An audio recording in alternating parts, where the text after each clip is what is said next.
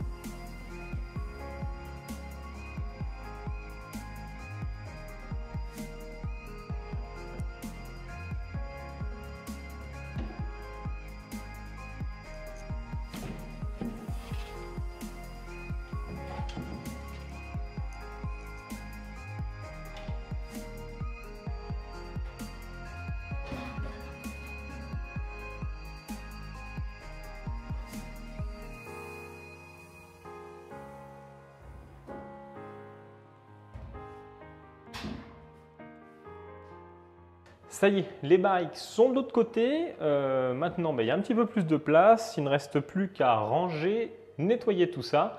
Et on va pouvoir réorganiser pour nettoyer ces barriques qui sont ici et les réinstaller un petit peu différemment. Il n'y a plus qu'à réorganiser tout ça. Voilà, parce que ces barriques-là, on les garde. Celles qui étaient ici, je vous en dis un petit peu plus tout à l'heure. Mais en tout cas, celles-ci, on ne va pas les revoir tout de suite. Bon, alors les barriques, donc c'est bien, on les a roulées, on les a déplacées, mais on n'en a pas beaucoup parlé. Alors les barriques, c'est quelque chose qui n'est pas nouveau, ça on doit ça à nos ancêtres, les Gaulois, les Celtes. En effet, ce sont eux, on va dire, les inventeurs de la barrique. On peut dire ça, parce qu'en effet, à cette époque-là, donc c'est avant les Romains, ou du moins à peu près à la même période, mais traditionnellement, auparavant, le vin, la cervoise, était transporté, était déplacé à travers, sur les charrettes, sur les carrioles ou encore sur les bateaux avec des amphores en terre cuite. Mais il y avait un gros problème à tout ça, c'était la fragilité. Pratique, certes, parce qu'on pouvait les transporter à la main, il y avait des anses, etc. Mais la grosse problématique, c'était la fragilité. On imagine bien un pot en terre cuite, un vase en terre cuite qu'il faut transporter sur des chemins qui ne sont pas goudronnés. C'est un peu compliqué, surtout en charrette, c'est un peu compliqué. Donc du coup, les Gaulois, ils ont dit, nous on va faire des barriques en bois, en fût de chêne, en chêne, et du coup, ça sera beaucoup plus résistant que des amphores en terre cuite. Voilà, donc ce sont eux les précurseurs à ce niveau-là. Donc merci les Gaulois d'avoir inventé ça. Donc barrique en chêne. Donc on va revenir à quelque chose d'un petit peu plus récent. Donc nos barriques sont peut-être pas tout à fait les mêmes qu'à l'époque, mais ça reste toujours le même principe. Donc ce sont des barriques, elles sont fabriquées en chêne français, de forêt française, la plus connue étant la forêt de Troncé, et bien sûr la plus qualitative. C'est là où on trouve les bois les plus beaux, les arbres les plus beaux, etc. Et avec des mérins vraiment d'une très bonne qualité. Donc les plus belles barriques, avec le grain le plus fin, va être originaire de cette forêt-là, et ça sera les plus qualitatives. Ensuite, on pourra trouver d'autres chênes de d'autres régions, ou encore du chêne américain, la variété d'arbres de chêne américain, qui va être plus aromatique, un petit peu moins qualitative en termes de grains, mais beaucoup plus aromatique. Il va y avoir une libération d'arômes plus importante. Voilà, nous traditionnellement à la maison on utilise plutôt du chêne français, on est un petit peu moins fan du chêne américain, on a eu essayé, mais on est plutôt chêne français. Donc du coup on utilise donc ces barriques, on travaille avec Radou, qui est un tonnelier qui est pas très loin de chez nous, hein, en Charente, juste à côté à Jonzac. On travaille traditionnellement avec eux parce qu'on est très content de leurs barriques, on aime bien le goût que leurs barriques apportent à notre vin. Parce qu'en effet, chaque tonnelier a son savoir-faire, a sa méthode de travail, et du coup chaque tonnelier, chaque barrique en provenance de différents tonneliers, du coup n'apportera pas les mêmes arômes au vin au suivant. On peut partir avec le même vin, si on change de tonnelier, si on change de barrique, le goût ne sera pas le même. D'autant plus qu'ensuite, chaque barrique est différente, hein. Chaque bois de chaque barrique est différent. Donc, même si le tonnelier a quand même beaucoup de savoir-faire, ils font en sorte de faire des sélections, on va dire, homogènes, avec des séchages homogènes, il y a quand même une petite variabilité à ce niveau-là. Et en plus de ça, on rajoute encore une nouvelle fois, le travail du tonnelier qui est différent d'une barrique à une autre. Parce qu'en effet, une barrique, hein, c'est un processus de fabrication qui est bien particulier. Et du coup, au cours de ce processus de fabrication, ils vont chauffer les barriques pour pouvoir les cintrer, leur donner cette belle courbe au niveau des douelles. Et du coup, en fonction du fabricant, du tonnelier, hein, de la main du tonnelier, chaque barrique va être un petit peu différente. Et en plus de ça, la chauffe peut être plus ou moins forte en fonction des arômes que l'on va donner. Plus ou moins grillés, plus ou moins sur des arômes plutôt frais, etc. Donc voilà. Bon, on est le lendemain parce que je n'ai pas pu faire tout le même jour. Donc là-bas, j'ai installé le tourniquet à barrique. Donc dessus, je mets les barriques qui est relié donc, au Karcher. Donc ça va me permettre donc, de laver les barriques à l'eau chaude, à l'eau bouillante, à la vapeur pratiquement, pour essayer de désincruster le plus possible en profondeur. Voilà, donc ça c'est les barriques que je veux réutiliser. Donc une fois qu'elles sont lavées, une fois qu'elles sont bien propres, bien chaudes, ensuite vient l'étape du méchage. Donc le méchage, ça consiste à utiliser des petites pastilles de soufre, voilà, qui ressemblent à ça. Et en fait, donc ces pastilles de soufre, on va les faire brûler dans la barrique.